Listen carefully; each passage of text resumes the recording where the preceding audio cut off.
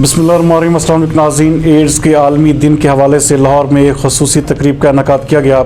इस तकरीब का एहतमाम drug advisory training hub Lahore ने किया। हमारे नुमाइंदा खसूसी अहमद बिलाल बलोच के मुताबिक इस हवाले से लाहौर में मंशियात के आदी अफराद की सड़कों, बागों और फुटपाथों पर इंजेक्शंस के बढ़ते हुए रुझान के खिलाफ मुहिम का आगाज़ भी कर दिया गया है।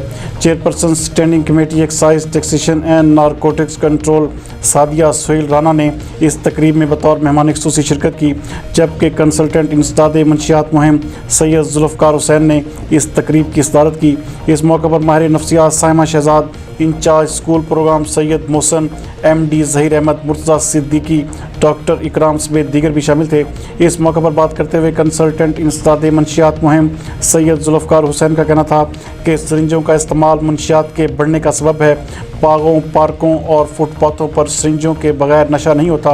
उन्होंने कहा कि एड्स के मरीज़ 2 लाख हैं, जबकि नशा के आदी अफराद की तादाद इस वक्त 90 लाख तक पहुंच चुकी है। इस मौके पर बात करते हुए उनका मजीद कहना था कि सिरिंज प्रोग्राम अगर बंद न किया गया तो नशा करने वाले अफराद की तादाद दुगना हो जाएगी।